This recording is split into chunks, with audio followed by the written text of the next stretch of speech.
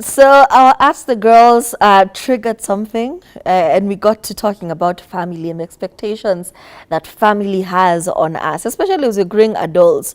You know, sometimes you go from being a child to, wow, I'm an adult now, and then the responsibilities of being an adult come in. You're like, hey, I was not expecting this.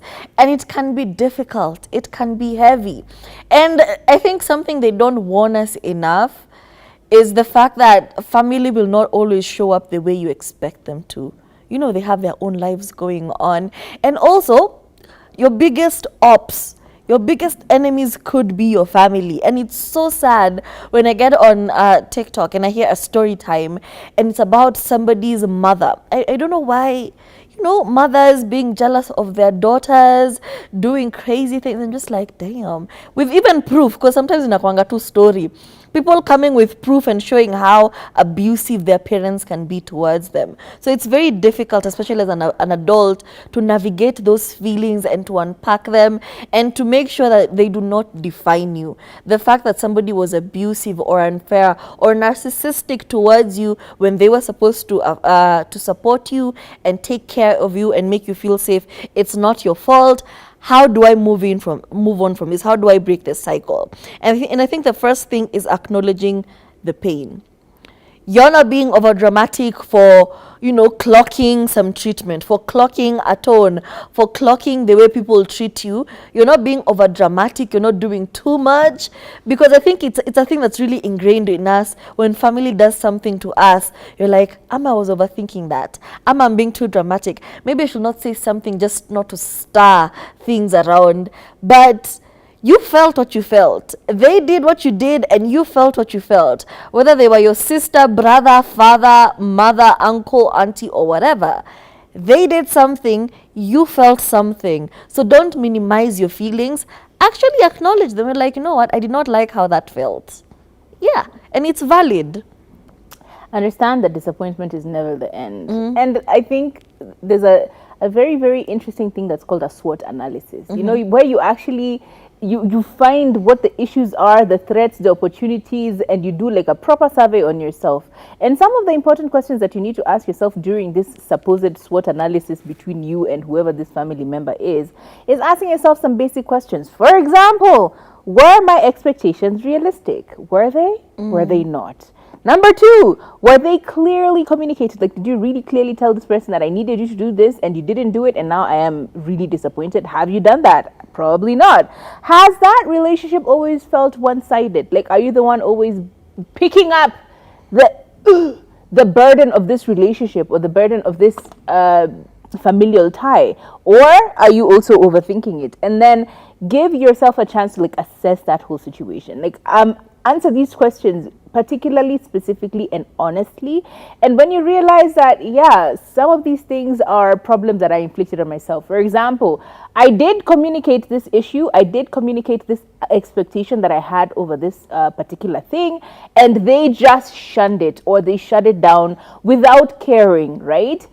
This relationship has always been very one-sided in the form that of it is very transactional. Unless you need something from me, we don't have a relationship. So I was expecting something from someone I should not have been expecting that from. Reassess. Just go through the questions that you would ask yourself. Ask yourself simple questions like, had they asked me to do this, would I have done this for them? Which means maybe I am the problem. Like, just really look into it and try and understand that it may be the end of a relationship, but it could be the beginning of a healthy turn of your own life, simply because you will get rid of someone that is not good for you, or you will change the way that you do things, which can help with making sure that you remain in a very healthy place mentally, physically, emotionally, spiritually, financially. Like, it can really clear up some stuff, right? So start thinking about it from those perspectives. Yeah, and set your boundaries. I know it's difficult to set a boundary, more so when it comes to family. And I remember the first time I ever set a boundary, I was so guilty. I thought about it. Anyone I would come across, I would tell them the story in hopes that they would see where I was coming from. Yeah, like my perspective. And, you know, like I wasn't a horrible person for saying what I said and setting that boundary. And it was so difficult for me. Emotional boundaries and even financial boundaries. Kathami has mentioned a lot of times on this show, create a budget. And in that budget, work a set amount for money I can freely give as black tax, money I can lend my siblings, money I can give to my parents, money I can help with projects at home, money if my uncle is stepped on by a tractor that I can give away. Set aside that budget. And if any amount exceeds that, you're like, I'm sorry, no. You know, a family is always expecting you X amount of money. They just call you, they're like, hey, you need to send this and this and this and this. Learn to say no, as difficult as it may be. Because sometimes, you know, when you're going out of your way to give out this money, it also sets a pace with them. It also sets a thing with, if I call my daughter in Nairobi, she's going to send that money quick, no questions answered. And over here, you're suffering, you're eating noodles and water. Because every small money you have, you can't even buy small nyama. You have to send to the village. Because your auntie has stepped on a shocker. Aki, please, set that boundary, set that financial boundary, and don't be guilty about it. And something we need to be very, very clear about. Family. What is family? Because people sometimes are like, oh, you know, blood is thicker than water, blood is thicker than water. Have you ever gone back and seen the full statement? The full saying is actually the blood of the what? The blood of the covenant is thicker than the water of the womb.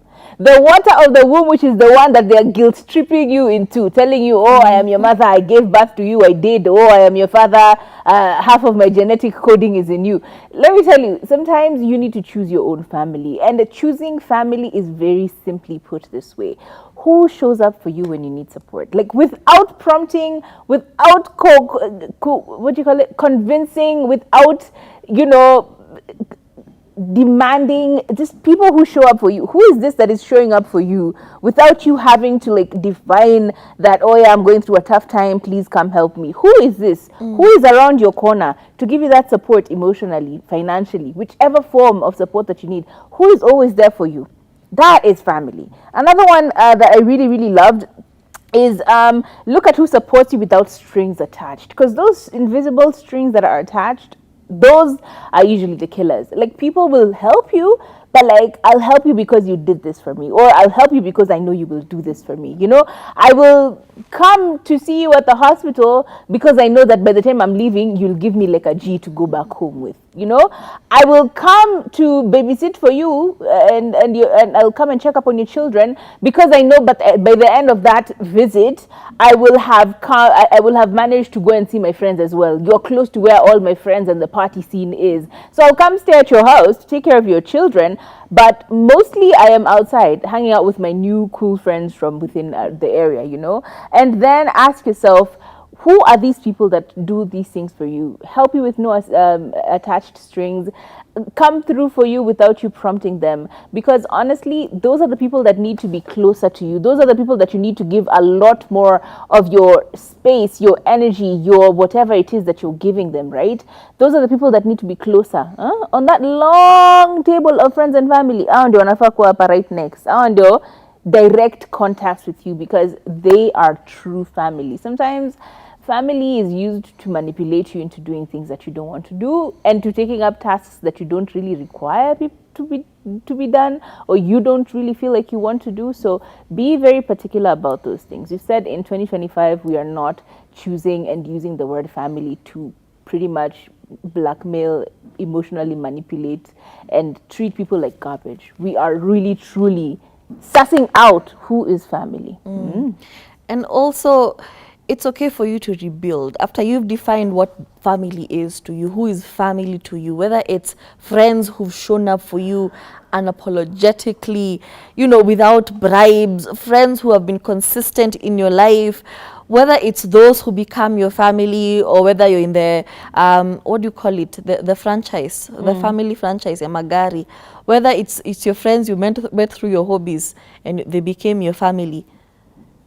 Just redefine, rebuild, make sure it makes sense for you, because you have that choice. You have free will. You know, we really forget we have free will. Truly You know, and honestly. we do be forgetting. You could do whatever. You could go and start over in China.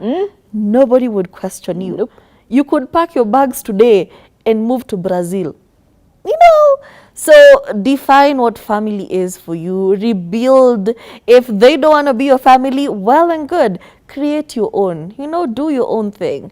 And we hope that you just be a happier adult. Because Yeah. at the end of the day, it's up to you. As long as you're good, nobody's interfering with your peace, you're well, then everything should be well. That was our show today. See you tomorrow. Bye. Absolutely. Be okay.